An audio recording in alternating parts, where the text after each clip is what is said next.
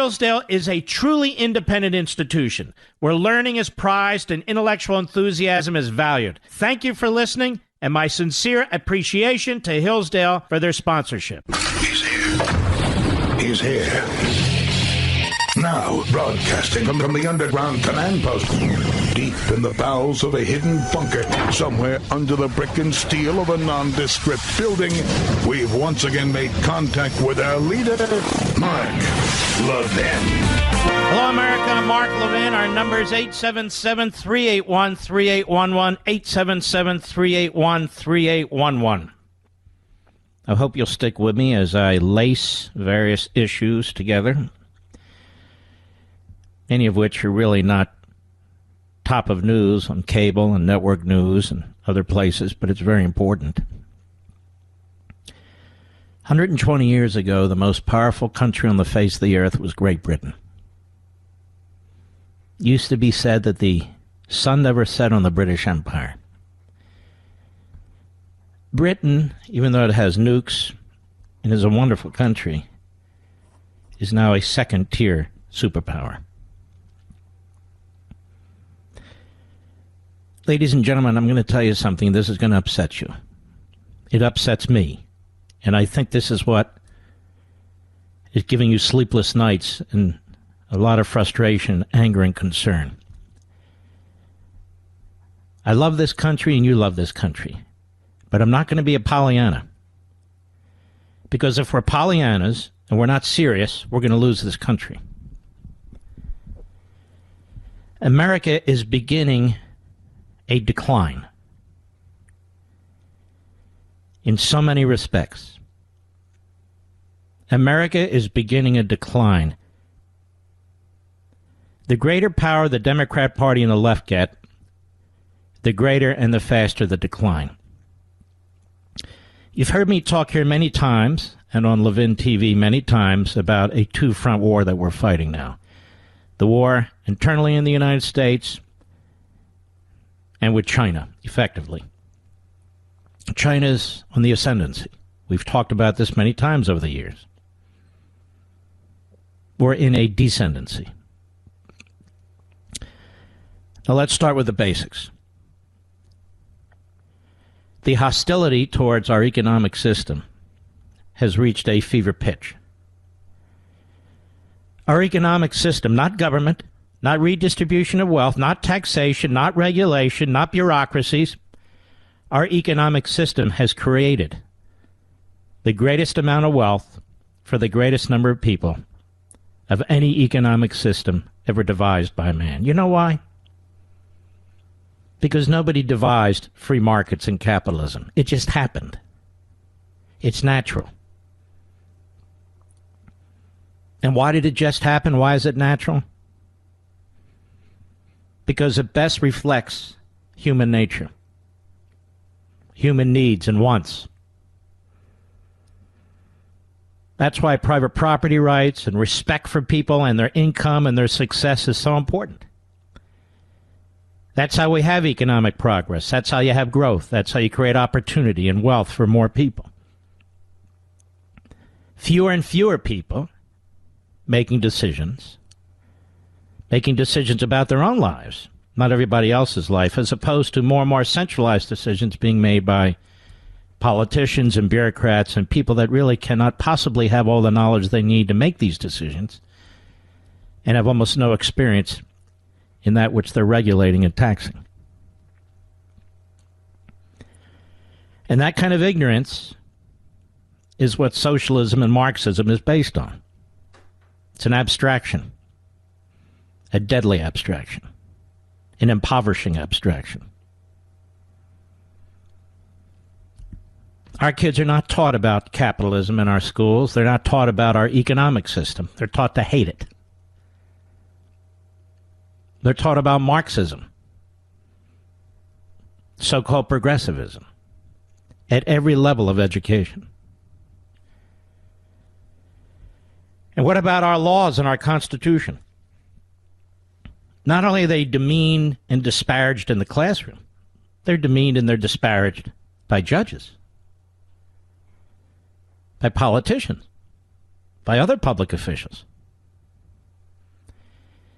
You're seeing a level of lawlessness in Democrat-controlled cities and states that we've never seen before in the United States of America. Whether it's Democrat-controlled courts, legislatures, governors, they're exercising power now that a year ago, just a year ago, you would never have imagined. Ever. They're trouncing all over the Bill of Rights and even beyond the Bill of Rights. And their rules are nonsensical.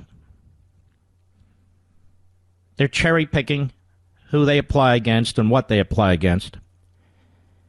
And over again, you can see that people who are imposing them live by a completely different standard. They're destroying private property rights. They're destroying families. They're destroying neighborhoods. They're destroying lives. And they tell you it's your duty to self-destruct. It's your duty to go broke. It's your duty to go on welfare. It's your duty to take a handout. And those who resist are to be crushed.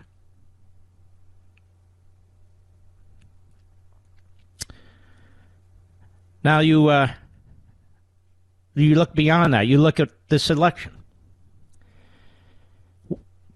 People are talking about systemic fraud. I believe there is systemic fraud, but even worse, there's systemic lawlessness.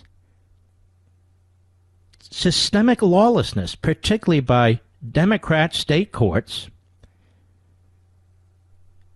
federal courts as well, Democrat governors, Democrat legislatures, Democrat secretaries of states, and Democrat bureaucrats who are destroying the safety valves and the protections that have been in place for God knows how long in every state to ensure that the person who is voting is the person who is supposed to vote.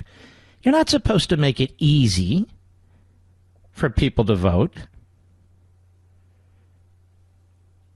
You're supposed to make it possible for people to vote as long as they go through certain requirements, like everything else.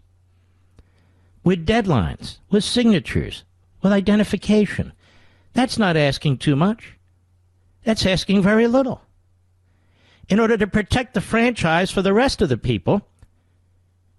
And yet we have a Democrat Party that has as its purpose the destruction of the franchise while it claims to support the franchise. This is what they do with the Constitution and liberty. They destroy the Constitution while claiming to defend it.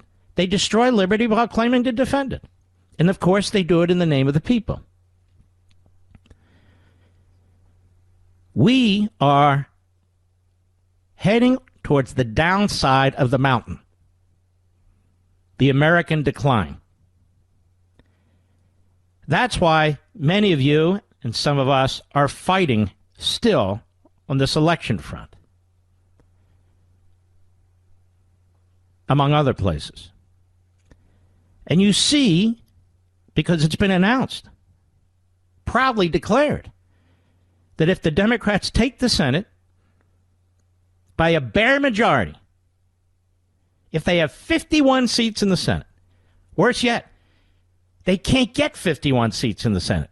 If they have 50 seats in the Senate as a result of this Georgia election, and Kamala Harris as the Senate President pro tem voting to break the tie, 51 to 50, they have a meager majority in the House, and they have a man in the White House whose presidency is under serious question should he be eventually sworn in, and they will use the thinnest of majorities that they have to change the whole government. We've never seen anything like this before. The Speaker of the House talks about changing the entire judiciary. The minority leader in the Senate talks about changing the entire Supreme Court, changing the legislative processes, changing the Electoral College so So big swaths of America are not represented in Washington, D.C., ever. And they're supported by Barack Obama, and they're supported by Joe Biden. This is the Democrat Party, which has much in common throughout its history. Throughout its history, has much in common with tyrannical parties in different governments and with different ideologies. We have 4 Supreme Court justices who have now voted twice to eviscerate the First Amendment. In 2 respects, actually. To eviscerate religious liberty and freedom of assembly. Just follow the scientists, they tell us. Follow the scientists. Is that what the framers of the Constitution would say? Is that what the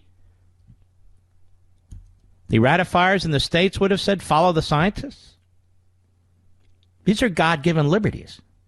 These are unalienable rights. Now, there can be some balance, but there's no balance now. None whatsoever.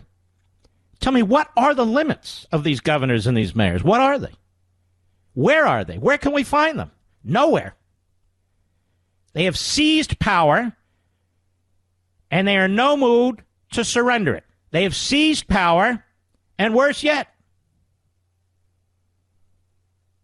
they're aggressively expanding it. In the name of health, of course. Even though the mortality rate from this virus, quite frankly, is minuscule. Every life matters. Don't ask the, it's a choice to kill your baby crowd, because for them, obviously, it doesn't. But it does for us. But when it comes to pandemics and it comes to the mortality rate in this case is minuscule. Now, the nation, we're walking around with masks. We're social distancing, a new phrase we never heard of before. You go into a store, they have these places where you can stand as if you're an idiot, 6 feet apart. We have all the hand sanitizers. All of us are trying to follow the rules.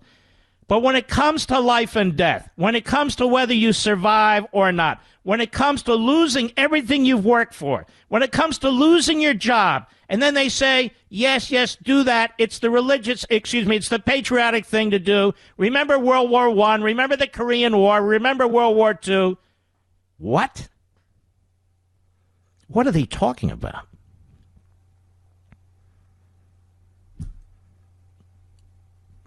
They've all but destroyed law enforcement in the inner cities.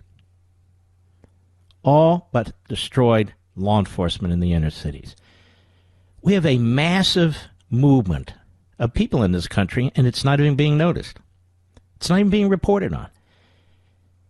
You have, over the course of this year, 1 million or 2 million people picking up their stakes and leaving certain cities in certain states for other cities in other states. It's like a great migration taking place in our country. It's a great migration. People are fleeing to freer states. They're fleeing to Texas. They're fleeing to Tennessee. They're fleeing to Florida. They're fleeing to other states. They can't get out of California and New York and New Jersey and these other states fast enough. These aren't governments of the people, by the people and for the people. And Joe Biden and the Democrat Party intend to impose exactly the same thing on the entirety of the country. And in order to do that, they have no intention of operating within the 4 corners of the law or the Constitution. They seek to change the 4 corners, the way they did it in state after state after state during this election. Look at our schools. They're a disaster. We're still pouring hundreds and hundreds of billions of dollars into these schools, and our kids aren't even in these schools, or they're barely in these schools. Kids in 5th grade have a 4th grade now education. Kids in 4th grade have a 3rd grade education. The lack of socializing, the psychological impact, the health impact. We've built this massive infrastructure. We've been told public education, don't defund it, pay the teachers. And look, at the snap of a finger, they shut it down. I'll be right back. Mark Levin.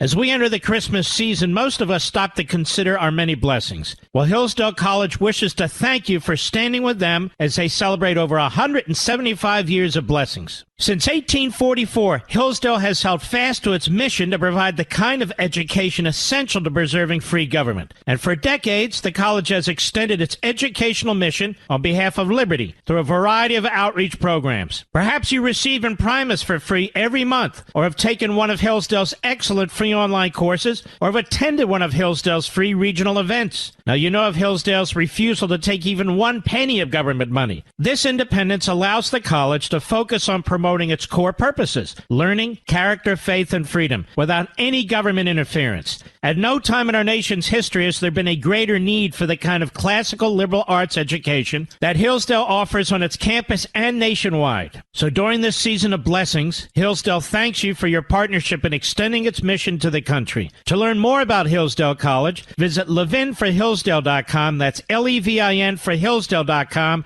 levinforhillsdale.com.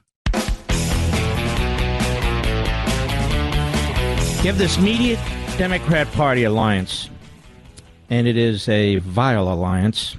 It disarms the American people of actual information they need to have.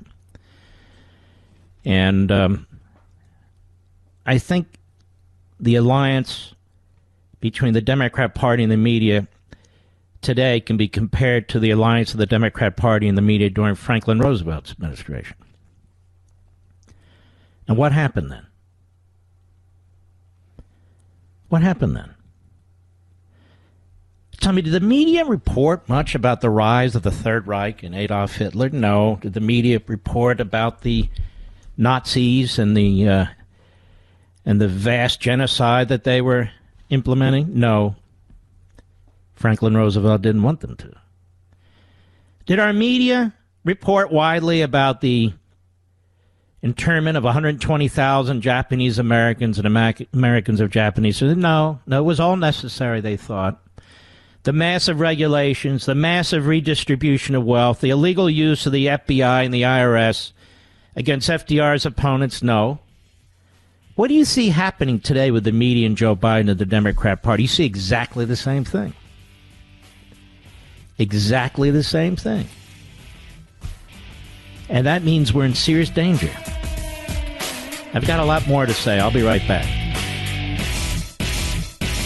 As we enter the Christmas season, most of us stop to consider our many blessings. Well, Hillsdale College wishes to thank you for standing with them as they celebrate over 175 years of blessings. Since 1844, Hillsdale has held fast to its mission to provide the kind of education essential to preserving free government. And for decades, the college has extended its educational mission on behalf of liberty through a variety of outreach programs. Perhaps you receive Imprimis for free every month, or have taken one of Hillsdale's excellent free online courses, or have attended one of Hillsdale's free regional events. Now, you know of Hillsdale's refusal to take even 1 penny of government money. This independence allows the college to focus on promoting its core purposes: learning, character, faith, and freedom, without any government interference. At no time in our nation's history has there been a greater need for the kind of classical liberal arts education that Hillsdale offers on its campus and nationwide. So during this season of blessings, Hillsdale thanks you for your partnership in extending its mission to the country. To learn more about Hillsdale College, visit levinforhillsdale.com. That's Levin for Hillsdale.com, levinforhillsdale.com. Nobody says it better than Mark Levin. I'll go with what Mark Levin said, because nobody could say it better. Call in now at 877-381-3811. That man right there, the President of the United States, Donald Trump, he understood all this instinctively. Instinctively, he understood all this. Yet he came under attack, and still does, by the never-Trumpers, by what I call pseudo-conservatives, who are so obsessed with their own hate, who are so obsessed with their own narrative, with their own appearances in their own social circles and by the news media. They've missed the big picture, and they're still missing the big picture. It's a disgrace. When I hear Joe Biden said, hey, people sacrificed World War I, World War II, Joe Biden has never sacrificed. His son Beau did, but he hasn't. When you look at our cities, ladies and gentlemen, when you look at our institutions under attack, economic institution, governing institution, they're hollowing out America. That's what they're doing. War? War on energy? The communist Chinese are laughing. They can't believe how stupid we are. You're going to unilaterally become energy dependent? We're going to follow John Kerry, who doesn't know a thing about oil except what he puts in his own hair? Seriously? We've reached a point, we've reached a pinnacle where we're self-sufficient in energy, something that we've tried to do for half a century, and now we're going to unilaterally destroy ourselves? Anthony Fauci? Anthony Fauci's not Einstein. Who the hell is this guy? He's been in the bureaucracy his entire life. His entire life. He loves Joe Biden. He loves Hillary Clinton. He's a liberal Democrat. He's an authoritarian. That's what he is. Look around you. We have what I'll call scientific fascism taking place. And the autocrats who look for excuses to impose their will have found one, as they live differently. They have no intention of living like us. Ever. Ever. We've exactly, God forbid if he's president, Biden's administration, exactly the wrong people in positions of power to confront China. Exactly the wrong people. While China is on the ascendancy and we're on the decline.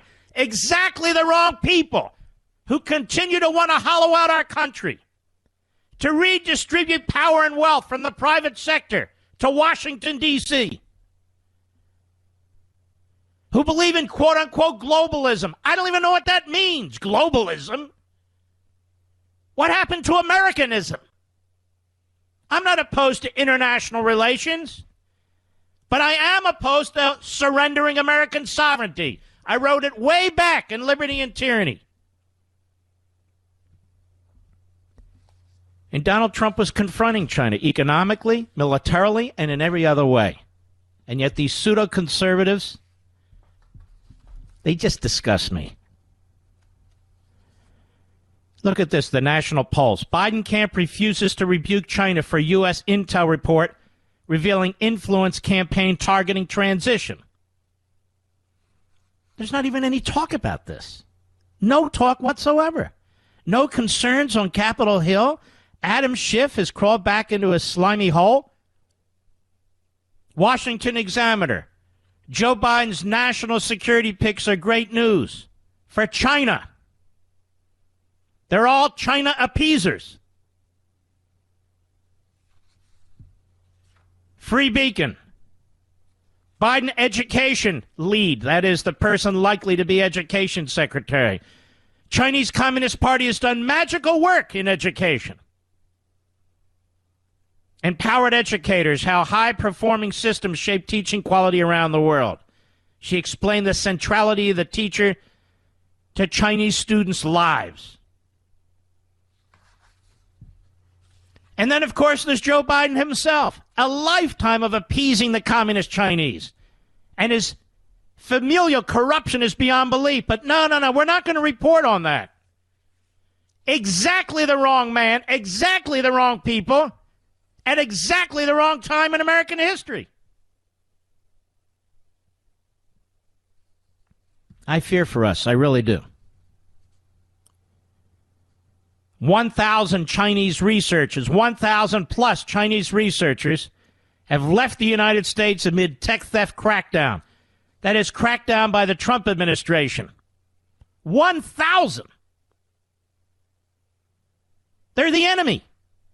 They've infiltrated our society. They've stolen our technology. They're building up their military where it'll be second to none. While we have Nancy Pelosi and Chuck Schumer and possibly Joe Biden. Are you kidding me? And we have these lousy generals in these positions. We had Mattis and the rest of them. China just took Hong Kong. 2 blinks and it's gone. They intend to take Taiwan. They're threatening Japan. They're threatening Vietnam. They're threatening the Philippines. They put up these fake islands. No, don't worry. We're just using them because, we're setting up a club. Like the ones you see on TV with the couples. Yeah, we're just setting up a club, like militarizing the South China Sea, where $5 to $6 trillion in goods flow every year. Take over the South China Sea, you control the Pacific. And then the so-called intelligentsia, which is typically pretty damn stupid. Like this clown Thomas Friedman. This clown Thomas Friedman has had a free ride for a long, long time. They've been handing him Pulitzer Prizes like popcorn. But that's okay. Walter Duranty got a Pulitzer Prize, too, over 100 years ago, and he was Stalin's mouthpiece. And he wrote for the same pathetic, disgusting newspaper, the New York Times. Our friends at the Media Research Center, and they listen to this clown. Thomas Friedman again praises communist China for getting things done. And that's why they don't oppose destroying the Supreme Court. Of course, John Roberts is destroying it for them, but you get my point. Or destroying the filibuster rule, or packing the Senate, or destroying the...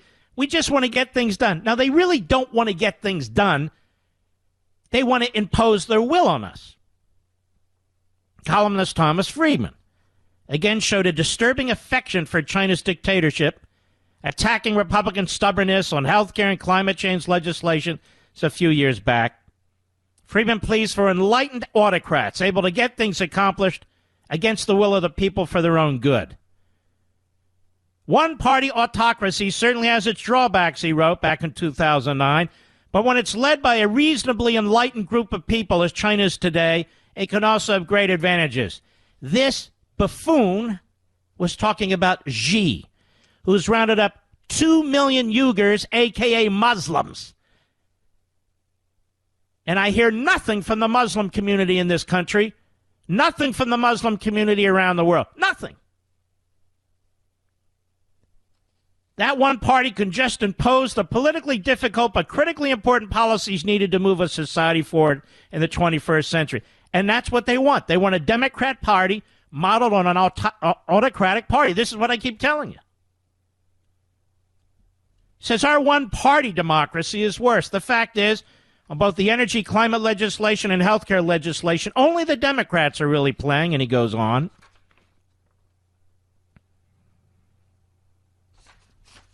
That's what he means by globalism, I guess. Shocking. And this view is held in major newsrooms all over the country. All over the country. And the pseudo-conservatives and never-Trumpers, what are they doing? They attack the President of the United States, who has actually been doing a lot to confront communist China, Islamo-Nazi Iran. They talk about, look at this, he's surrendering here, he's surrendering there. He's confronting the real and the big issues we have internationally. And you'll see the opposite, God forbid, if Biden's in there. Sure. Afghanistan and all the rest of it, he'll be big on that. But when it comes to China, he'll fold like a cheap chair. When it comes to Iran, he intends to fund them. Actually fund them. I'll be right back. Mark Levin.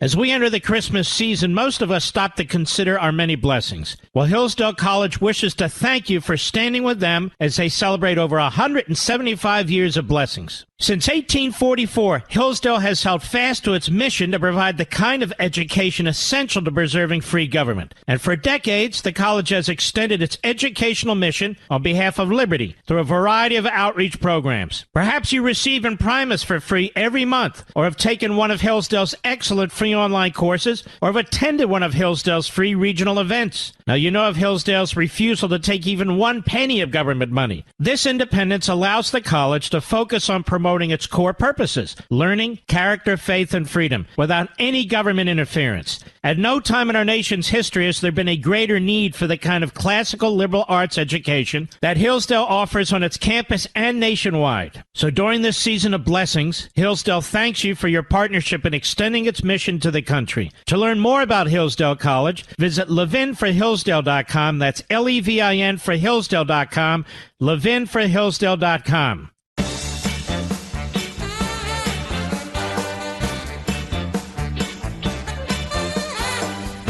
The Director of National Intelligence is John Ratcliffe, and I want you to hear what he had to say yesterday on CBS, Catherine Herridge, who is a real journalist. It's only a minute, but it's something I think you need to listen to. Cut one, go.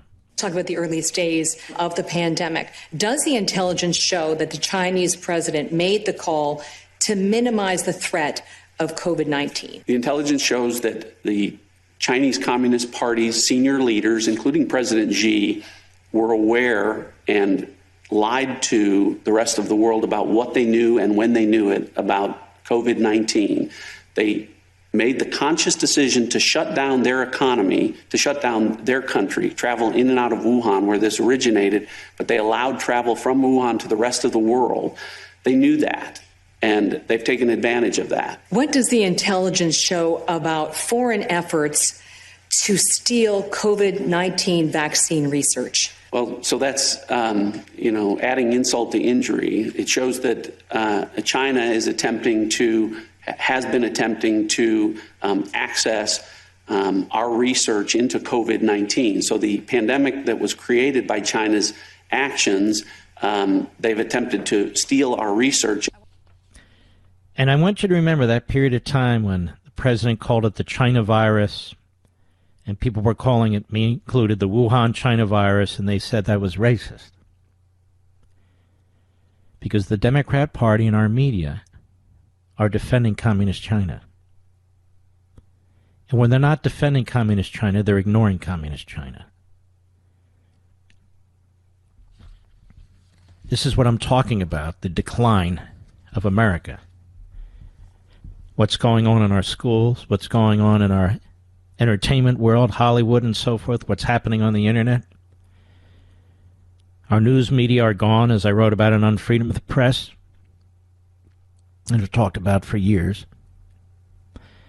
The Democrat Party is a party that believes in autocracy. It always has. It's never really embraced Americanism. Tell me when and how.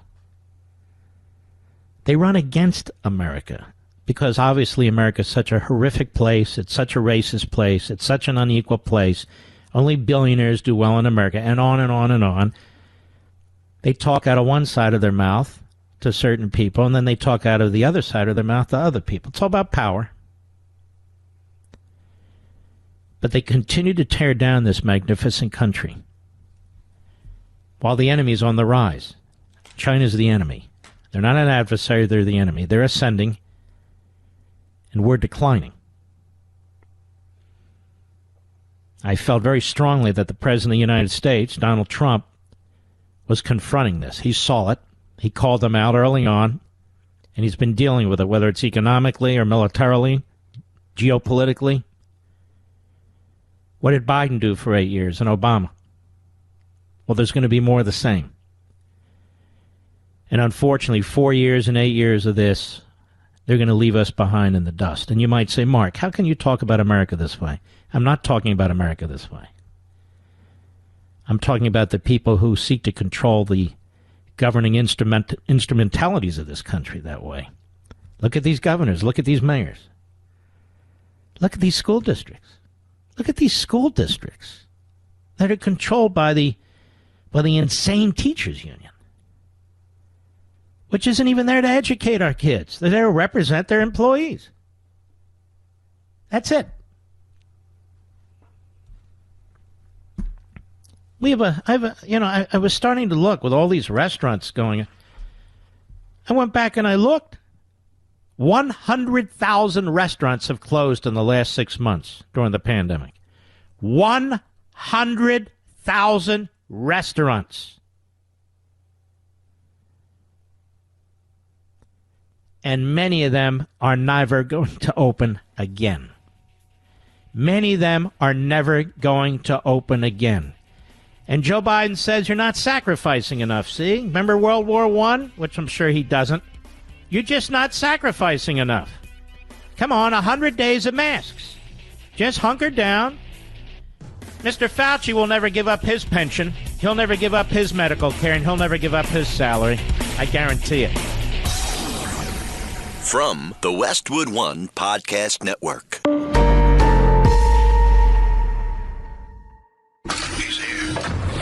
He's here.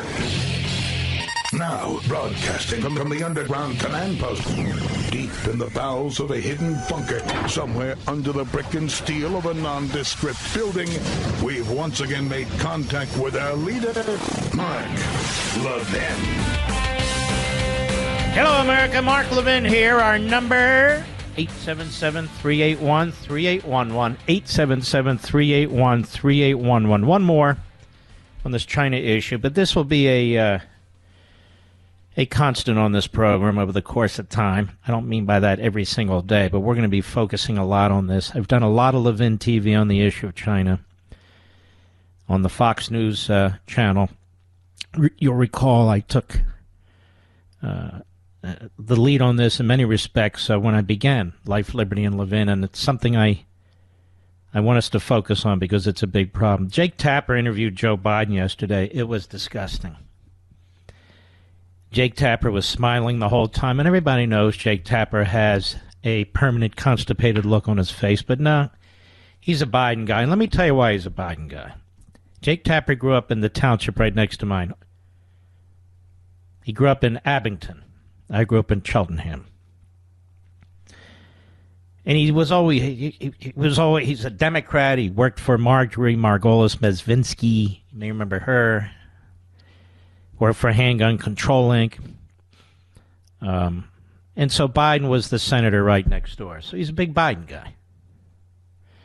The things he said about Trump were so outrageous. And now we know why, because he was a lackey for Jeff Motherzucker. But Biden's asked about Trump's approach to China, and here's what he says. Cut 3, go. The president's approach to China has been backwards. My concern from the beginning, I've spoke about it, and I met with Xi more times than anybody had up until the time we left office that I'm aware of, is to make it real clear to China. There are international rules that if you want to play by, we'll play with you. If you don't, we're not going to play. Number one. Number two. Now let's just stop. What in the world does that...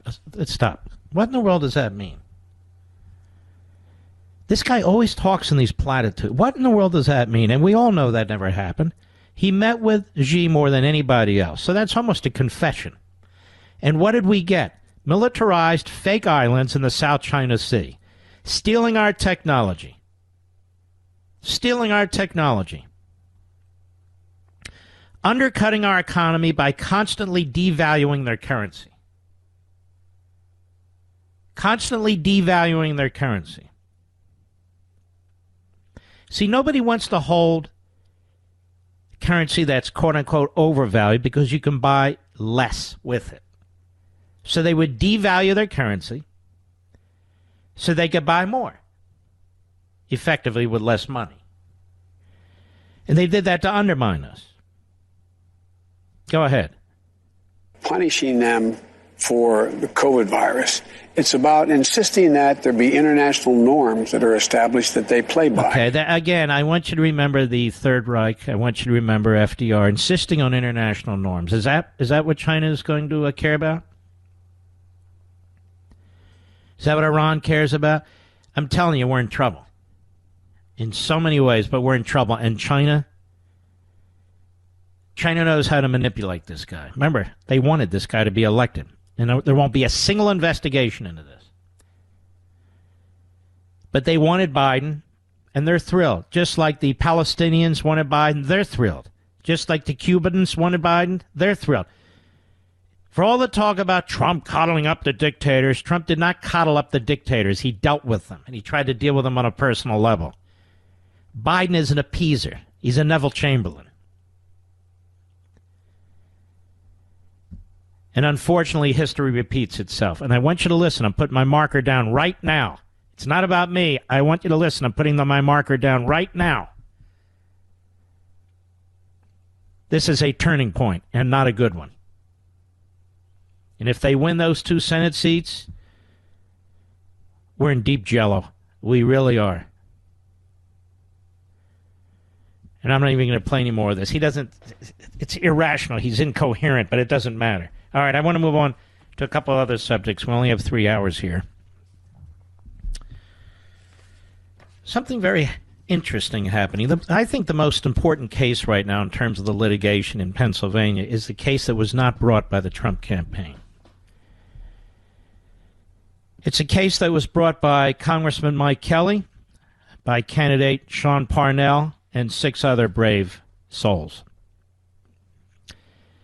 And every night, I'm not going to go into the details, but I want to strongly, strongly encourage you to watch my Fox show on Sunday at 8 p.m. Eastern. I know you're going to really want to watch this one. If you can't watch it, at least DVR it. I think we're very lucky. I hope we are, to have Associate Justice Alito as the lead justice in the states that include Pennsylvania. Because if you had some of these other justices, Roberts, certainly any of the leftists, there would be no hope whatsoever. I'm hoping there is hope here. And what took place in Pennsylvania was an outrage. And the question is whether states can break their own laws, courts can violate their own rules, and whether together they can violate the federal United States Constitution in order to influence the outcome of a presidential election, because they know that the Supreme Court's going to sit on its butt, collective butt, because they know the Supreme Court won't intercede. But I get the sense that Justice Alito's onto this. I get the sense that he's really looking at this. I hope I'm right. I don't know. But he's taken steps that suggest it. And what you'll hear by Ed Morrissey, a very bright guy, over at Hot Air and others, is, oh, wait a minute, wait a minute. We're in this safe harbor period. It's December 9th. If they don't issue a decision by December 9th, it's pointless. It's useless. Now, of course, that's absurd. Even though the states, most of them will certify by then. Nobody knows what Sam Alito or the Supreme Court will do, but everybody knows how this works, I hope. That in the end it's Congress that selects the President of the United States by counting the electors from the different states. That's the Electoral College process.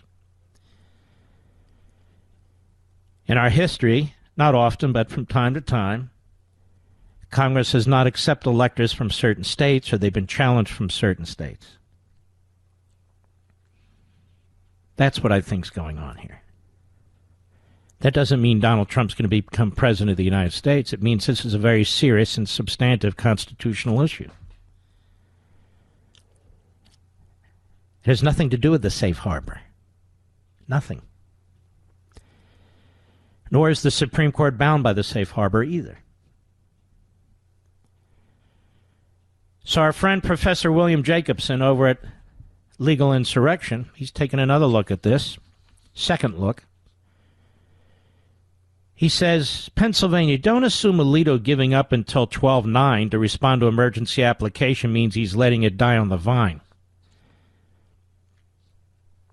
On December 1, 2020, he says, we covered an emergency application for injunctive relief, sought to halt any further actions by Pennsylvania to certify the election. Another emergency application, substantially similar, was filed yesterday, December 3rd. That made no sense to me. Why would they file twice? Well, I knew why they filed twice, because they wanted to dot their I's and cross their T's. And they went back to the state Supreme Court for basically reconsideration as a procedural matter. And within seconds, it seems, the state Supreme Court denied it. In other words, they sought a stay so they could appeal to the Supreme Court, and that court denied it. That's how corrupt intellectually and politically that court is. No, we're not staying it. So the court did as expected, the state Supreme Court, and denied it. And so they appealed today to the U.S. Supreme Court. And as I say, Alito covers this area of the states. It's called the Third Circuit, but it includes Pennsylvania. And Professor Jacobson writes, there's a lot of chatter that such a long period of time, because he's given the respondents, really the Attorney General of Pennsylvania is another left-wing kook, he's given them several days to reply. Wednesday, December 9, 4 p.m., everybody's saying, well, that's it, because the safe harbor is on the 9th, so that means the Supreme Court can't do anything. Now, stop a second. Ask yourselves a question. Is it possible that Sam Alito and the court will do nothing after all this? It's possible, but why would they go through this, Mr. Producer, to get to a nothing burger? They can ignore it altogether. So your brain has to kick into gear, and you have to say, okay, what might be up? We don't know exactly, but what might be up? Professor Jacobson says there's a lot of chatter that such a long period of time under the circumstances must be a way for Alito to let the application die on the vine, that the application would be moot, or otherwise pushing it off to make meaningful relief impossible. Says certainly we can't read Alito's mind, but if there's anyone on the Supreme Court I don't worry about playing such games, it's Alito and Thomas. He says too early to tell for Gorsuch, Kavanaugh, or Barrett. I agree. So Jacobson looks at this. He says, well, let me take a crack at this. He says, in my mind-reading exercise, Alito giving the respondents enough time to fully prepare opposition likely means he and some other justices take the matter seriously and plan to rule on the merits once the opposition is submitted, rather than limiting their ruling to emergency injunctive relief. Now, he could be right, he could be wrong, but we're reading tea leaves. They could treat the emergency application as a petition for certiorari, accept it, and rule substantively. The few days gives the justice enough time to prepare their respective opinions. It's not like they really need briefs from the respondents to know the counter-arguments. That's right, we all know what the counter-arguments are. What the ultimate merits ruling would be remains to be seen. In my prior post, he says I was very pessimistic that the Supreme Court would take the case or rule in a way that would change the state result. That's not to say that what the Pennsylvania Supreme Court did was right. It wasn't. And that court has acted more like a litigant throughout this process. Mark Levin's Landmark Legal Foundation has filed an amicus laying out the defects with the Pennsylvania Supreme Court ruling. Now, I would love to take the credit. I'm the chairman of Landmark Legal, but our president did that, Pete Hutchison. But yes, Landmark has filed a brief in that case. Says the issue I keep coming back to is what is the remedy? The Supreme Court could rule that the non-absentee mail-in votes were unlawful and order the Pennsylvania certify the vote and appoint electors based on the lawful vote only. He says that seems to the only remedy that works under the timeline for selecting the Electoral College. Kicking the matter over to the Pennsylvania legislature to select electors could be an alternative, though less timely. But again, it would require disqualifying mail-in vote as unlawful. Would the Supreme Court take such a step? It would mean that millions of voters who honestly thought they were lawfully voting would not have their votes counted. Don't think for a second that the justices don't understand the political implications or are not sensitive to them. Says we'll find out. No, I think what they're going to do, well, they can do a number of things. If I were a justice, let me put it to you this way. I would rule on the merits of the case. I clearly find what Pennsylvania did is unconstitutional unless now we're going to open Pandora's box and all these states are going to run wild, violate their own constitutions, put all kinds of weird conditions in, and there'll be no end to this, and there'll be no left of the integrity of the election. But everybody knows that when Pennsylvania changed their voting rules in October 2019, it was directed at the Electoral College. And everybody knows that what the Secretary of State and the governor did by fiat, and what the Supreme Court there, controlled by radical Democrats, did by fiat, violated Article 2 of the Constitution, but even more, it violated the Pennsylvania state constitution. Well, where's the federal question? The federal question? This is all about selecting electors for the president and vice president of the United States, in some ways much like the Bush versus Gore decision. It's not a federalism issue. It's not a federalism issue at all. Otherwise, what's the point of Article 2? So I would rule on the merits. I rule that, in fact, Act 77 was intended and did, in fact, contravene the state constitution, and in doing so, really all elements of the state legislature, the executive branch, and the court, even though they're at odds with each other, effectively what they did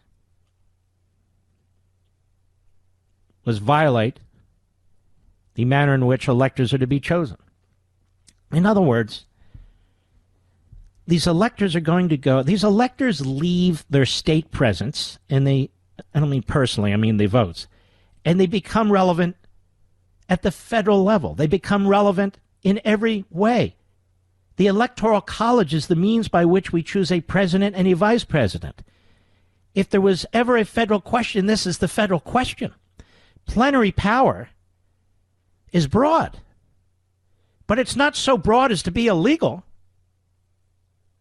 It's not so broad as to poison the pool of electors. That can't be the case.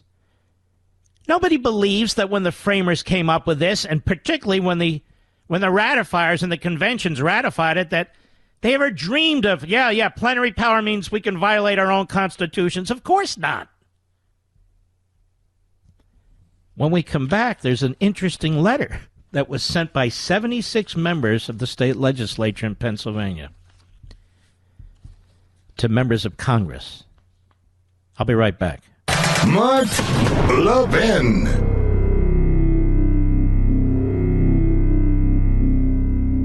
Black Friday, Cyber Monday, one day only sale. Wouldn't you rather just work with a company who puts you on a pedestal every day? That's what you get with Pure Talk, a veteran-run wireless company that understands what it means to serve. Verizon, AT&T, and T-Mobile. Now, if you're with them, you're overpaying pure and simple. Pure Talk can easily save you over $400 a year. Unlimited talk, text, and 2 gigs of data for just $20 a month.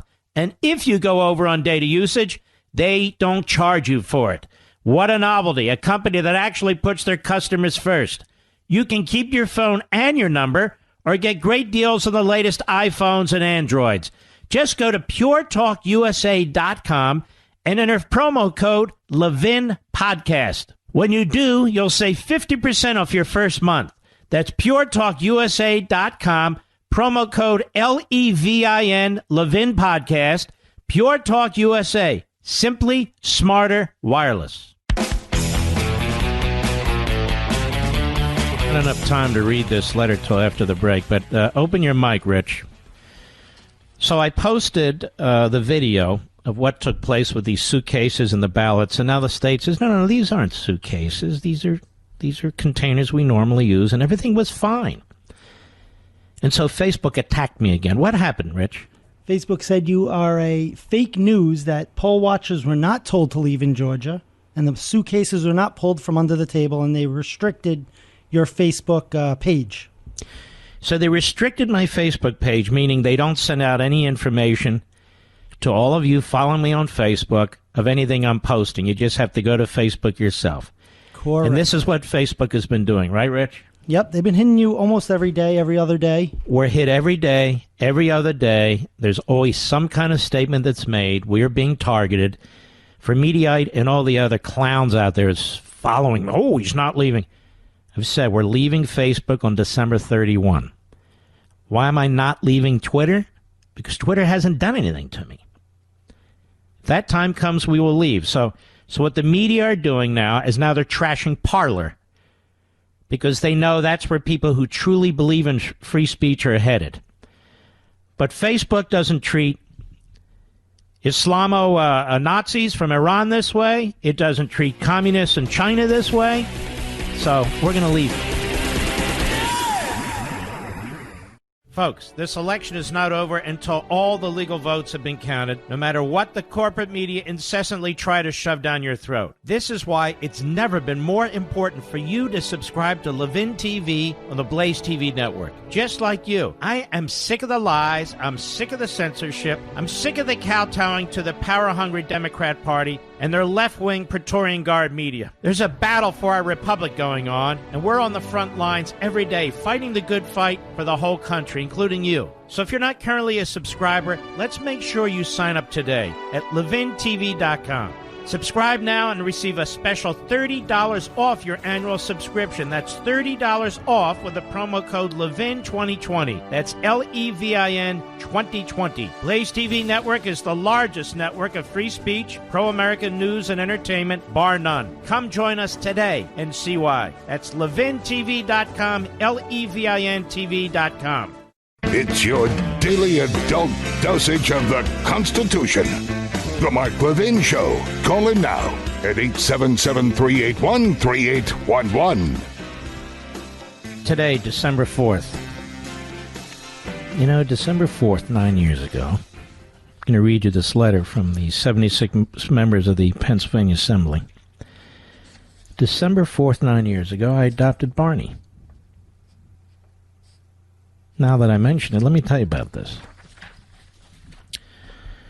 I wasn't ready to adopt a dog. We'd lost our beloved Pepsi 6 months before. We had Pepsi when he was a puppy. My daughter was 10, my son was 7 when we got him. He was so smart, so wonderful, so beautiful. And he was doing okay. He was almost 12 years old. And he had some issues, and his lungs filled up a bit with fluid. And when the folks went to drain one of his lungs, Mr. Producer, they punctured his lung. So he died. I didn't get over that very easily. But he passed away in that May, and about 6 months later, I went to Lost Dog and Cat adoption event, which they had every weekend at the time, at a PetSmart or a Petco. I went with my buddy Eric, and we went there. There are beautiful dogs there. I was encouraging people to adopt them. I don't know why I was there, other than to help out. Certainly had no intention of adopting a dog. There was this little white dog.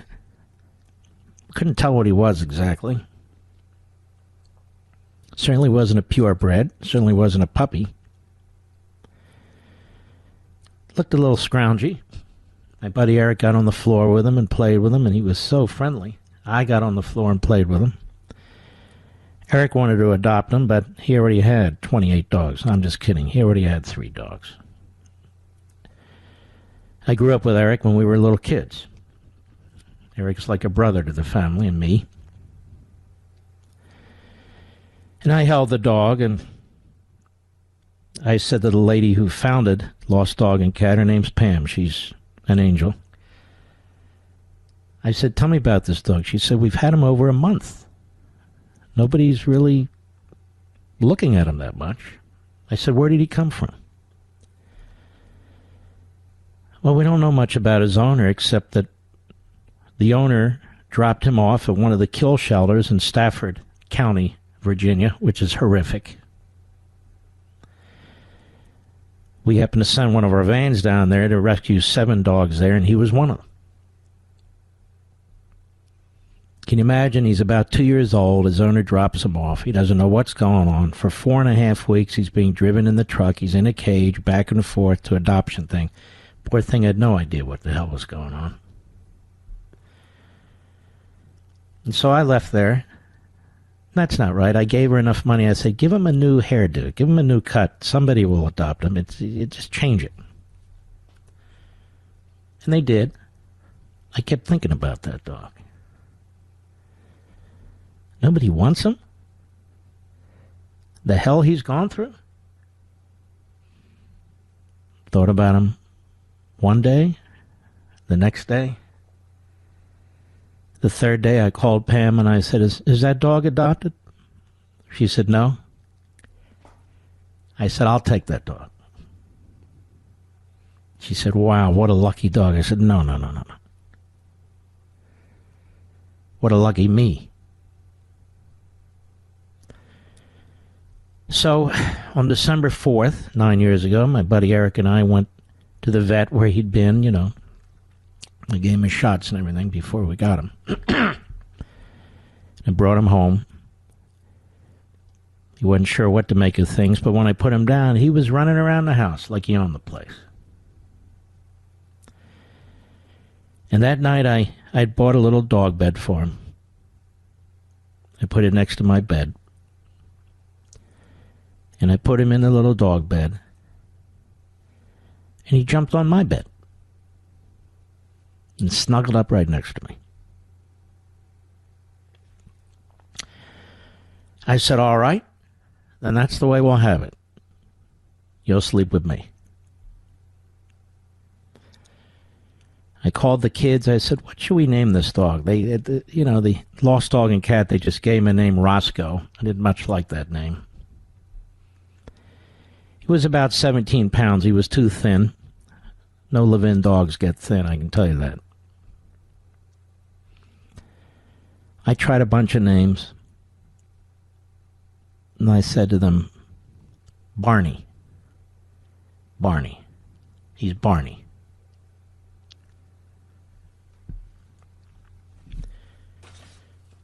And that was Barney.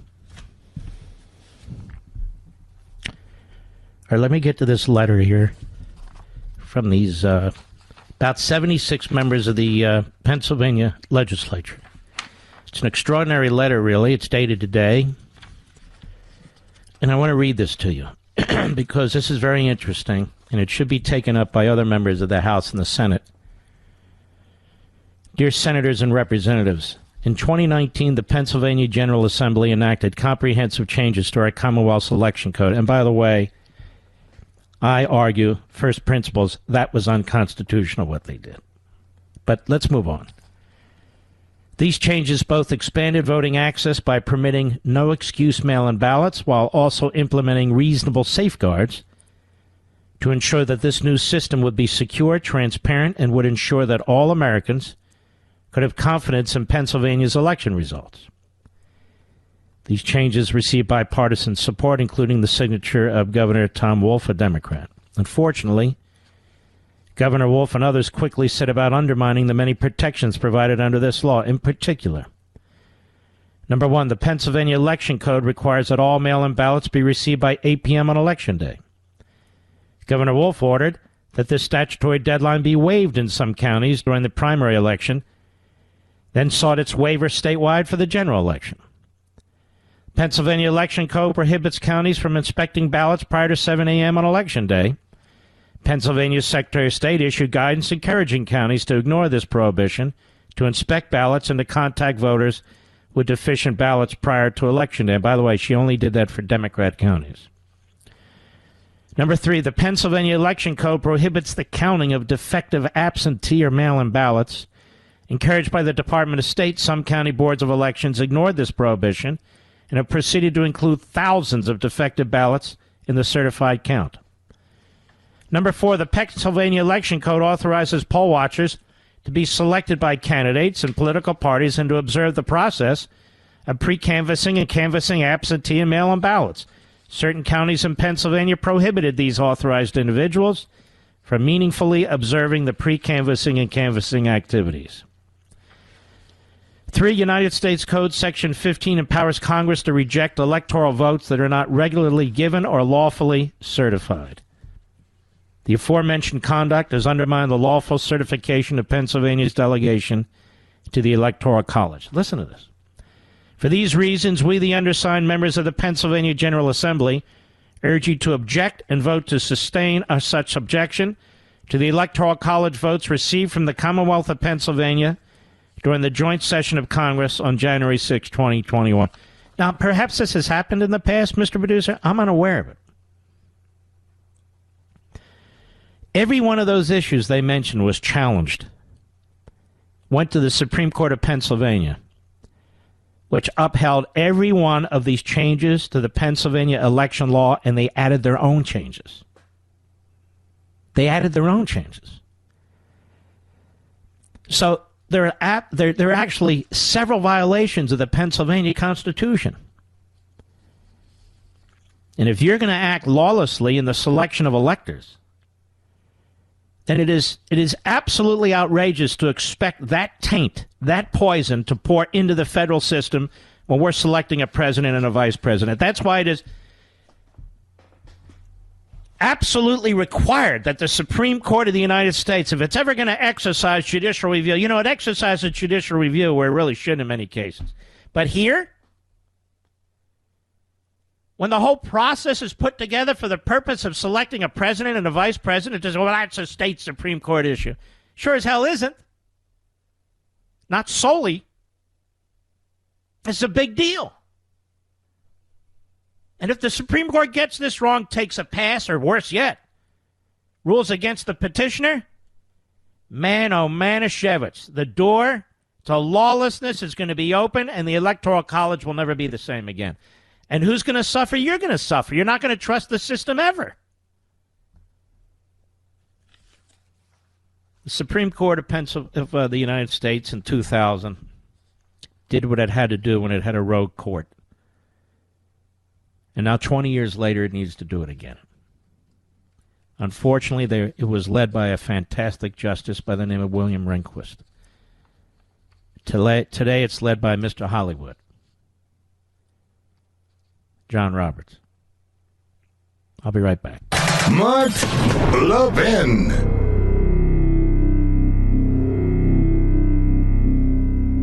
Black Friday, Cyber Monday, one day only sale. Wouldn't you rather just work with a company who puts you on a pedestal every day? That's what you get with Pure Talk, a veteran-run wireless company that understands what it means to serve. Verizon, AT&T, and T-Mobile. Now, if you're with them, you're overpaying pure and simple. Pure Talk can easily save you over $400 a year. Unlimited talk, text, and 2 gigs of data for just $20 a month. And if you go over on data usage, they don't charge you for it. What a novelty, a company that actually puts their customers first. You can keep your phone and your number or get great deals on the latest iPhones and Androids. Just go to puretalkusa.com and enter promo code Levin Podcast. When you do, you'll save 50% off your first month. That's puretalkusa.com, promo code LEVIN, Levin Podcast. Pure Talk USA, simply smarter wireless. I can't wait till we drop Facebook, Mr. Producer. Now, why are we hanging around Facebook? To alert all of you. You better come over and join us at Parler. We'll still be at Twitter for now until they start with their attacks. You just go to the Parler site. And what is it, Mr. Producer, again? It's at Mark Levin Show. At Mark Levin Show. Some of you are concerned about the ability to actually use the site and so forth. Yeah, there's certain little kinks they're working out, but they are working them out, and there are over 4 million of you now over there. We only have like 1.65 million on Facebook, right? I think Facebook has kept our numbers down on Facebook for years, haven't they, Rich? Really outrageous. It's such a corrupt company. Zuckerberg is so corrupt the way he tried to influence the election. There really needs to be a thorough investigation of that bastard. These guys are the new robber barons. At least the old robber barons produce something, like food, energy, automobiles. What do these guys produce? Propaganda, censorship. They lied their way into their billions. They use your data without your permission. They know all about your personal lives. Who are these disgusting pukes? And then they backhandedly, Christian Adams had a good piece at PJ Media the other day, and how this guy Zuckerberg influenced the votes in these various precincts in the inner city and so forth. He's disgusting. Nancy Pelosi at a press conference today. Cut 7, go. Well, months ago, when you said, I'm not going to accept half a loaf. I'm going to tell you something. Don't characterize what we did before as a mistake, as a preface to your question, if you want an answer. That was not a mistake. It was a decision, and it has taken us to a place where we can do the right thing without other... What is she talking about? What is Eva Pelosi talking about? First of all, that's Manu Raju at CNN. She slapped his little ass down. They don't mind that when she does it. They don't mind it when she does. He doesn't talk back to her, does he? No. You know what she's saying there? These relief packages? She purposely waited. She wanted to wait. She was hoping to get a new president. She said that was not a mistake. It was a decision. These are cold-hearted people, ladies and gentlemen. They want you to think they care about you. They don't give a crap about you. I'll be right back. From the Westwood One Podcast Network. He's here. He's here. Now, broadcasting from the underground command post, deep in the bowels of a hidden bunker, somewhere under the brick and steel of a nondescript building, we've once again made contact with our leader, Mark Levin. Hello, America. Mark Levin here. Our number, 877-381-3811, 877-381-3811. Yes, we are going to take a few calls, if you believe that or not. You know, these guys, they got Jake Tapper, just too depressing. Don Lemon, Barack Obama. I'm looking at our sheet here. These people are just, so awful. But I wanted to continue a little bit with our friend James O'Keefe, Project Veritas, and a couple more of the audios that he picked up. I don't want us to forget about this. We have Jeff Zucker and Carl, a CNN employee. Rudy's a useful idiot. This is what's going on behind the scenes, and you can see it burped up by the hosts, the puppeteers, and the puppets. So this will start off with Jeff Mother Zucker, the president of CNN. Cut 17, go. There is a term for what Rudy Giuliani is suspected of being, which is useful idiot. And then on the Rudy Giuliani story, this is a really important story. It gets tied to the Hunter Biden email disinformation campaign. That's so stop right there. So he goes after Rudy. He's telling them, go after Rudy. And the Hunter Biden email thing is disinformation campaign. Okay? Now, we've got so much evidence that the media is a joke. And as I've said over and over and over and over and over again when promoting my book, writing my book, talking about my book, and before, these are not news operations, okay? Go ahead. Because it's all tied part and parcel of one. I know Washington is working on putting that all together. From America's mayor... So Washington's working on so CNN and Washington's putting together the story that Rudy Giuliani is a useful idiot and that the attacks on Hunter Biden is a disinformation campaign. Now, this guy Zucker would be very welcome in any kind of a fascistic, autocratic, Marxist regime because he doesn't believe in freedom of the press. He's a punk. He came up through the NBC system pretty much. Now he's got to play. This is his toy. CNN is his toy. And what people like Jake Tapper don't understand, and Wolf Blitzer and the others, is they look like clowns. They look like fools to at least half of America.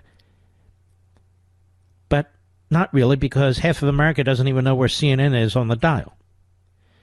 But you get the point. Go ahead. Idiot. The real craziness is the client, not the lawyers. Of course. Of course. And I wonder if maybe we ought to be pointing that out at something. Rather specifically. I could be wrong, but doesn't that sound like Bernstein to you, Mr. Producer?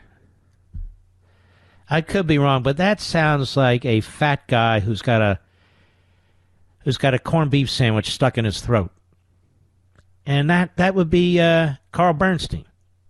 I don't know that that's him, but to me it sounds like him. Go ahead. Get back to Mary Trump, even. This is his pathology. We're back to a sociopath. That's definitely our boy. So Trump's a sociopath. Rudy is a useful idiot. This is behind the scenes at CNN. Go ahead. Sociopath, as we say. But what others who have dealt with him, Mattis, all of them, coming away and saying this man is crazy. That's the real story in some way. Right. Well, I think you raised a good point about not just pawning it off on the crazy legal team, but the client is the one who's directing that crazy legal team. Damn right.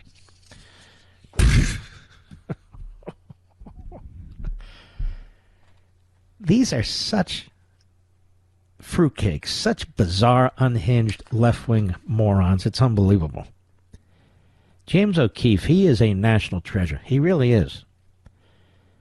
Now we have Jeff Zucker. That was definitely Bernstein. With a guy by the name of Michael. They're not sure who that is. And this is the 9 a.m. conference call. Protect Biden by dismissing and refusing to pursue pedophilia allegations. I call them the Praetorian Guard for a reason. I hope Ari Fleischer is listening to me, Mr. Producer. Cat 18, go. The President of the United States has just retweeted a post accusing Joe Biden of being a pedophile to his 86 million followers, which is just... I see. You call him Hitler and everything in between. But this is beyond the pale. Just because he's snorting their hair and touching their shoulders and doing weird stuff. Go ahead. You know, it also is just unacceptable that the President of the United States is trafficking in this and doing it. The President of the United States is doing this. We talked about it yesterday with the pedophile thing. When the President puts this out on his Twitter feed to 70 million plus people, you know, it's viewed by millions of people, many of whom believe that it's real. It's insane that the President of the United States is doing this. And 2 days in a row now, one, Joe Biden's a pedophile, and two, Joe Biden is... Did you just call Joe Biden a pedophile, Mr. Producer? Go ahead. To, F the police. And it's just, I mean, again, we have an issue because the more we show it or talk about it, we're actually giving it some air. Each of these so-called handles for Trump, each of these things, we should just once again be careful to say that this is the one that is going to undo him with his voters. We always think that, but we need to make sure we have a sense of what's going on out in the country and not just listen to Twitter. With regard to the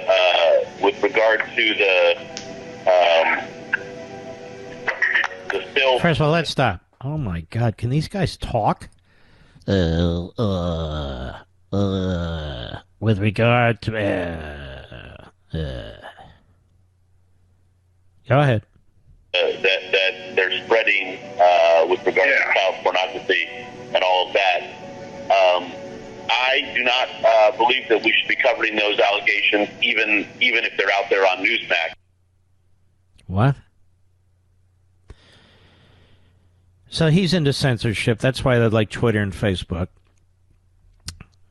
This is a network, keep in mind, that had Michael Avenatti on dozens of times, over 100 times, as I recall. They had the porn actress on repeatedly. They would bring on anybody. They grab a homeless guy and say, just tell us you hate Trump, will you? Look at this, a regular man. Anyway, so it's just so sick. It is the liberal mind, the left-wing mind, is a cavity. It's a cavity.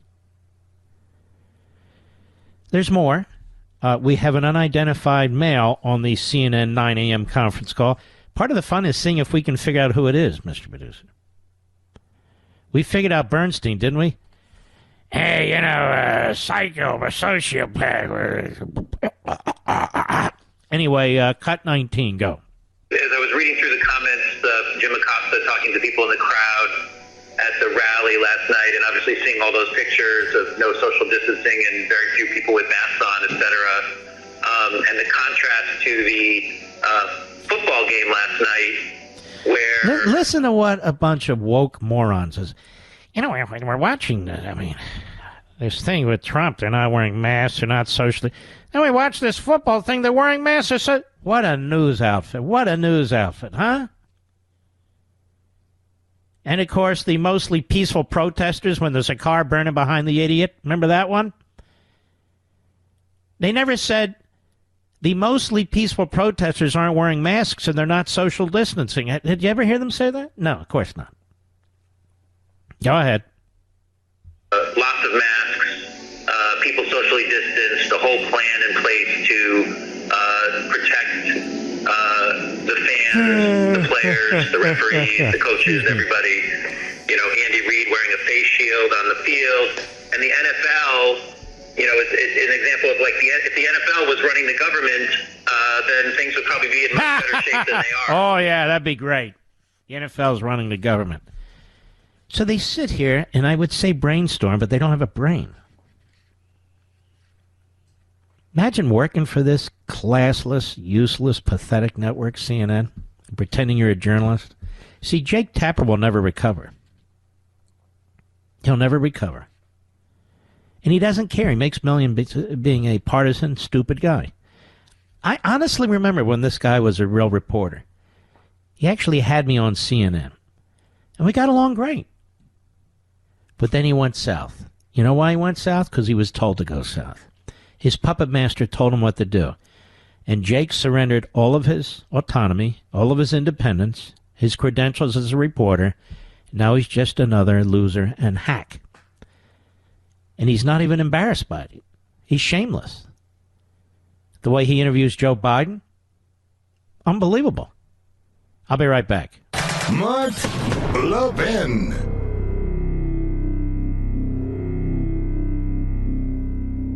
Did you know your family can save over $800 a year just by switching to Pure Talk from Verizon, AT&T, and T-Mobile? Think about it. What could your family do with an extra $800? You don't even have to sacrifice coverage. Pure Talk has exactly the same coverage, same bars as one of the big carriers, but they charge you half. You definitely don't have to sacrifice customer service. Their team is based right here in the U.S. and are some of the nicest people you'll ever talk to. So don't wait anymore. Get unlimited talk, text, and 2 gigs of data for just $20 a month. And if you go over on data usage, they don't charge you for it. No, not even a penny. So go to puretalkusa.com, enter promo code Levin Podcast. That's Levin Podcast. And when you do, you'll also save 50% off your first month. Folks, this is the best. That's puretalkusa.com, promo code Levin Podcast. Pure Talk USA, simply smarter wireless. I say we take some calls here from some patriots. Let's go to, he just dropped out. Let's go to Dave, Philadelphia, Pennsylvania, the great WPHT. Go, Dave. Good evening, Mark. Thank you for taking my call. You got it. I am a simple man. I'm a simple man, Mark. I'm a trucker, over-the-road truck driver. I listen to you on XM all the time. Thank you. And I am absolutely furious. I mean, it's beyond furious. It's more like just a cold burn at these Pennsylvania legislatures. They wanted this job. They campaigned for it. They went out and knocked on doors and shook hands and ate chicken dinners and the pancake breakfasts and talked at the town fairs and whatever else. They ran for election. They raised money for it. They won, and they got all the perks. You know, they have the title of whatever office they hold, but now it's time to do the work. Let me tell you something. You've got some real patriots there, about 70 or 80 of them out of, give or take, about 150, 160. But the Republican leadership is extremely weak. You've got some second, third tier guys that are very strong, but the Republican leadership in the Senate and in the Assembly, the Pennsylvania, they're very, very weak. And I did not know anything about that letter until you read it, or it would have probably tempered my remarks a little bit. But it really burns me, Mark, that these guys, and they wanted this work. They put their hand on a Bible and swore to uphold and defend the Constitution. So help them God. All right, God, time to help them, because they need it. They're not doing the work. That's all I want them to do, Mark, is just do their damn job. They wanted it. Now do it. Now we're going to have to look to Congress to see if they'll do their damn job, because Congress counts these electors, and the electors have been spoiled, as we say. Just like ballots are spoiled, what Pennsylvania did. And what's needed here is for the Supreme Court to play a role as traffic cops, as referees, to oversee this process and make sure it never happens again. And if they take a pass on this, I mean, it's going to be a disaster. And they should be ashamed of themselves that they need babysitters. Mm-hmm. These people are supposedly serious about their work. They want all the TV spots. They want the radio spots. Are you a Pennsylvanian? Yes, sir. Born and raised. Well, let me tell you something. The way your Constitution, that's where I was born, obviously. The way your Constitution is supposed to work is you, the people of Pennsylvania, vote on whether to amend the Constitution or not. Did you get a chance to vote on this amendment? No, sir. No, you didn't. Because they stuck it in an omnibus bill in October 2019. The Republicans did. The Democrat governor couldn't wait to sign it. So they bypassed you. They like to talk about disenfranchisement, but when it comes to disenfranchisement in the way that violates the Constitution of your state, they don't even give it a second thought. They don't give me a second thought. That's the thing. I'm not looking at them as my end-all, be-all leaders. These are the people that we voted for to say, okay, you can represent us. I still have my voice.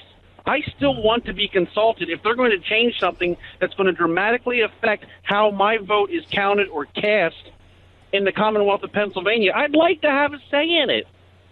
And you have 5 oligarchs sitting on that Supreme Court. There's 7 of them, and these 5 are the worst of the worst. They could give a damn what the federal or state constitutions have to say. All right, my friend, where did you grow up in the Philadelphia area? I am 30 miles northwest of Philadelphia in a small town called Souderton. I know exactly where it is. I grew up in Cheltenham. And my grandmother has a house. She had a house in about 2 blocks from LaSalle University, so I know right where you're from, too. All right, big guy. Well, thank you. Appreciate it very much. Let's go to Bob, Oklahoma City, Oklahoma, XM Satellite. Bob, go. Hey, Mark, nice to talk to you. So I had a couple thoughts. Without going into great detail, I think that we can all take it as a given that there was some funny business this election. And I have strong reason to believe, based on people I know who were doing investigations in 2018, that we probably shouldn't have lost the House in 2018 either. There was funny business then, and that was a dress rehearsal. I think you made a compelling argument some time back that the state legislatures control the election. And what I want to know is... Well, they have to operate within the law, but yes, they control the outcome. They do, yeah. But it seems to me that the only reason that we're in this situation is because our Republican representatives that we've sent to our state houses and to Congress time and time again on these false promises, they just simply don't choose to win. All they have to do is decide, we want to win for a change. And you make a great point. The Democrats play dirty, and the Republicans don't play at all. It's really that simple. Right, exactly. At least I can respect the Democrats because they want to win, even if their ideas are You've terrible. got Republicans now who are saying, come on, get over it. Wait to the next election. So now all this stuff that's going on, that's now the new baseline. And so you're going to surrender our country and our vote because you want to get this over with? You don't get things over with. You confront them. I think we need 100,000 actual peaceful protesters in front of every state house in the country until our Republicans decide to do their job. And any Republican who doesn't want to do the problem is 74 million people turned out and they cast their ballots earnestly and honestly. Trump got 11 million more votes the second time. We turned out. And I'm just going to say this flat out, and I've said it before. There is no way Joe Biden got 80 million legitimate votes. There's simply no way. Just no way. I know privately told me they voted for Trump. They just don't want to tell anybody because they don't want their houses burnt down. Okay, but that's part of the 11 million. And what Trump did was unbelievable. And he had coattails and so forth, but he couldn't win, and none of it makes a lot of sense. Thank you for your call, my friend. Mike, Albuquerque, New Mexico, XM Satellite, quickly, go. Hey, Mark, how you doing? All right, Mike. Yeah, I'm calling because of the media. They've been able to sequester Trump completely out of the public. What if he used the 1934 Communications Act to use the media as a national emergency? Because this vote is a national emergency at this point. I don't think he'd be able to enforce that, even if he did do it. I don't really think he should take over the media and so forth. We'll be right back. AMAC, the Association of Mature American Citizens, is one of the fastest growing organizations in America. Now over 2 million conservative members strong, and I'm one of them. AMAC believes in and stands up for the values that we constitutional conservatives care about. More than talk, AMAC fights. A full-time presence in Washington, AMAC pushes back against reckless spending, disasters like Medicare for All, and the expanding reach of the federal government. And beyond advocacy, joining AMAC gives you access to a wealth of benefits and discounts, including special member-only rates on car insurance, travel discounts, cell phone plans, and a hell of a lot more. And if that's not enough, you'll get AMAC's bi-monthly magazine, full of insightful articles on issues that matter to most of us, we conservatives. As I said, I'm an AMAC member, and you should be too. Join today at amac.us. That's AMAC.us. Stop supporting the liberal agenda that the other 50-plus organization has been pushing for. Join AMAC instead. AMAC.us. The Mark Levin Show, live and national at 877-381-3811. Here on Radio Free America, live and national. We hope you're doing well this evening. Let's go to Bobby, Boise, Idaho, XM Satellite. Go, Bobby.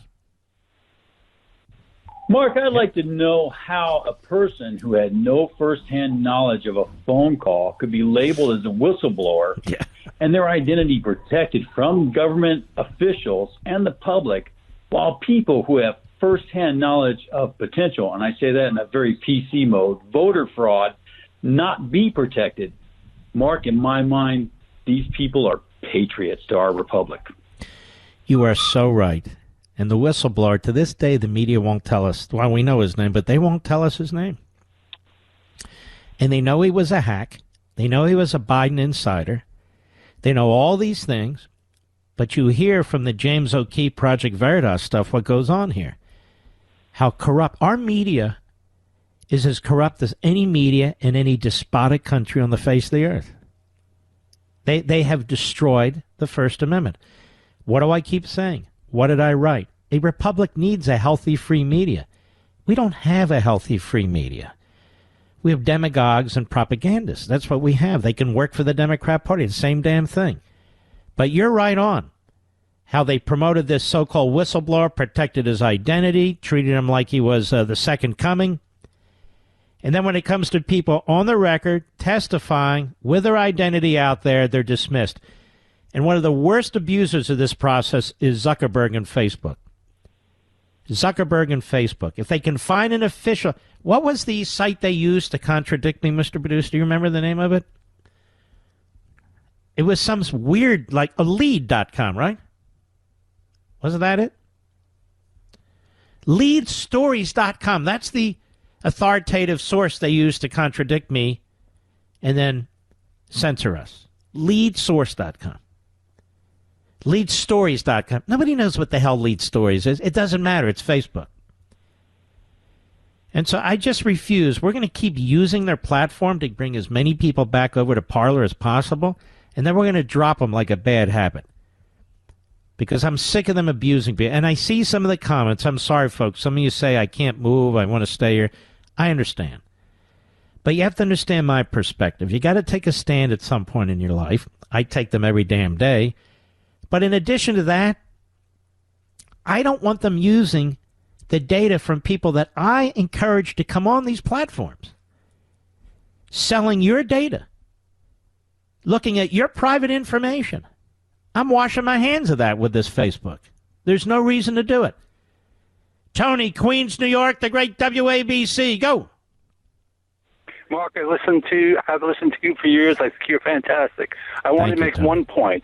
If people look at the numbers in the 6 states, Arizona, Nevada, Pennsylvania, etc., if you look at those states and the supposed vote counts, you will see that on average, it varies somewhat by state, but on average, it only takes 6 votes in every 1,000 votes to reverse who the winner is. Interesting. And that doesn't get enough attention. They talk about systemic fraud, no evidence. There does not need to be systemic fraud. It is a tiny proportion of the vote counts. That is a brilliant point. In other words, it doesn't have to be some systemic scheme. You just need a few votes in this precinct, a few votes in this precinct. You're exactly right, Tony. If I had free government cheese, I'd be giving you some right now. What prompted me to call you was when you're talking about how gutless so many Republicans are, and I think if they knew how little numerically how little the amount of fraud needs to be numerically. How little it would take to swing a state. No, you're exactly right. All right, Tony, appreciate your call, my friend. Let's see here. Let's go to Woody, Lake Havasu, Arizona, XM Satellite. Woody, go right ahead. How are you, sir? I'm a big fan, buddy. Been a big fan. I'm a lifetime Republican. Okay. Love your show. Okay, sir. We've had 3 holidays, Memorial Day, July 4th, and then Labor Day. We've had California and Arizona up and down the river flying Trump flags all the way. Sunday before Election Day, I came from Orange County, California, back to Havasu, miles and miles and miles of Trump renegades, up and down flags. Not a one Biden flag have I seen. How is this possible? Let me tell you something. 80 million votes for Joe Biden. It's very interesting. You make an interesting point, which is this. You saw no energy for Biden at all. I think that's your point. And the energy all went one way, but you saw no great outpouring, no great juggernaut for Joe Biden. It simply did not exist. It simply did not exist. And the idea, even putting Trump aside, that this guy got 80 million votes is just mind-boggling. It's mind-boggling. All right, my friend, thank you for your call. Let us continue, shall we? Jimmy, Brooklyn, New York, the great WABC. Go.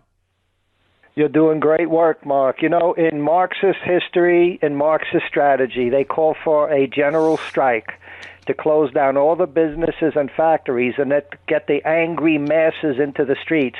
We had a general strike imposed on us by Communist China, and then the radicals in the Democrat Party used that general strike imposed on us to get the masses in the street, angry, violent, burning down cities, and tears our economy down. And with the radical left controlling the media, we haven't had a real, truly free and fair election in half a century, because with the radical left controlling or influencing the media and the schools, they put ideas in people's heads, so they go out and vote freely. Well, I have to slightly disagree. It's gotten much, much worse. Much, much worse. What went on this election has never gone on in American history. That's right. This is a coup. This election, and China's sitting there smiling because if you heard me earlier in the program, I said we're beyond the precipice now. We're moving towards the other side of the mountain. That is, China's on the ascendancy and we're in a decline. It's just that simple. And it's not because of 74 million of us or patriots or our military or law enforcement. No. It's because of the Democrat Party, the left-wing ideologues, the utter corruption in our institutions, where the progressives have devoured them. That is, the neo-Nazis have devoured them. I began the show showing you article after article, and not in the main media, of course, of the mindset and the statements of this would-be Biden presidency. These people are going to roll over backwards and do jumping jacks, whatever this guy Xi wants. They're in his back pocket, either ideologically or otherwise. It's a huge problem. You know, Mark, we have to, at the rallies and protests, we have to start burning the communist flag. People have to see what this battle is. They burn the American flag. We should burn the communist flag at all the rallies. That might wake up some people to just what the battle is. I'm not sure what we need to do, but I'm really noodling over this. I don't think these constant protests are getting us too far. I think we need to demand there are 31 Republican state legislatures. Does it seem like there's 31 Republican state legislatures to you, Jimmy? What are they doing? No, and I think... What are they... I think too many... Let me give it... For instance, they can start... You want to have a defunding movement? Defund the police? Defund Israel? How about we start defunding some of our colleges and universities? Yeah, I don't mean to nothing. Just take 20% away from them. It's obvious they don't need the money. I mean, we're doing all this virtual crap. Same with these public schools. You know, usually the parents are the ones that defend what's going on. They join with the teachers' union. I hope the parents now understand that the teachers' unions hate their guts. Has nothing to do with teaching and all to do with benefits and pensions and so forth. Thank you for your call, my friend. We'll be right back. Mark Levin.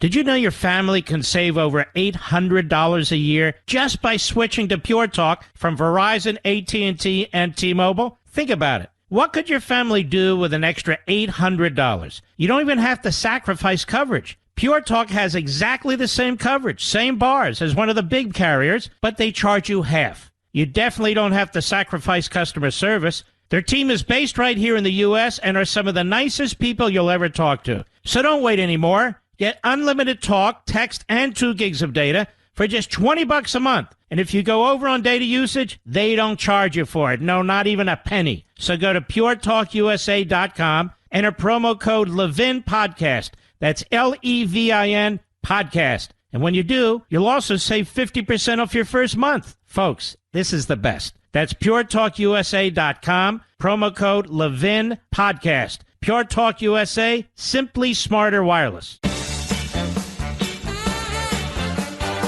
All right, let's slip in another call. Ivan, Miramar, Florida, XM Satellite. Ivan, go. Hey, Mark, I just hope history judges you rightly. There's our man, Ivan. Wait a minute. What are you doing in Florida? You are the best. Well, I moved to the sunny and sane panhandle of Florida, Mark.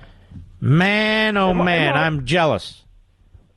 Mark, look, as a party and as a free society, if we don't take a stand and fight now, this president has supported the American people for 4 years, and now it's time for us to support him. You know, Ivan, I want to tell you something. And Mr. Call Screen, I want you to take Ivan's number. I want to call him tomorrow on the air. But Ivan, I want to tell you something. I watch all these people now on TV, former federal prosecutors, professors, writers, and everything, going on and on about what we should do. In 1976, when I was campaigning for Reagan, in 1980, when I was campaigning for Reagan, not one of these people was campaigning for Reagan. Not one of them. Now they're going to tell us what to do and how to do it and where to do it. I don't think so. We'll get back to Ivan tomorrow. Here you go, America.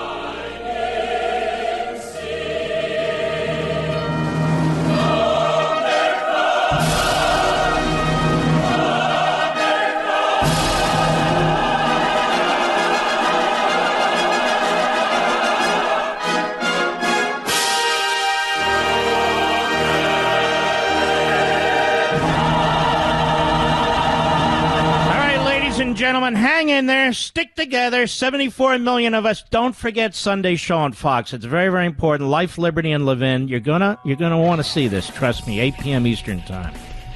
We salute our armed forces, police officers, firefighters, emergency personnel. Good night, Spritey. Make it louder, Rich. Good night, Spritey. Good night, Griffey. Good night, Pepsi. Good night, Smokey. Good night, Zelda. Good night, Gigi. And my baby Barney. Good night. And good night, Dad and Mom and Leo. We miss you greatly. I'll see you all on Monday. God bless. From the Westwood One Podcast Network.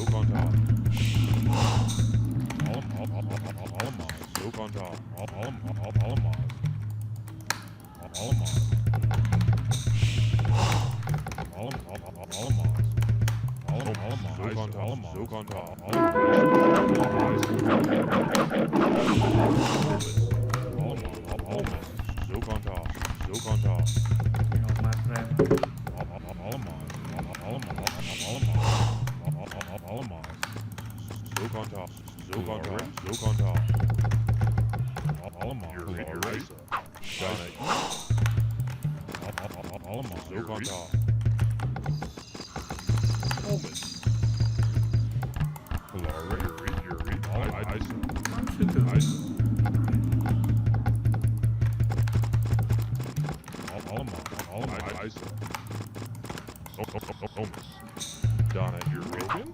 All eyes, you're right. Donna, Isa, Oklahoma,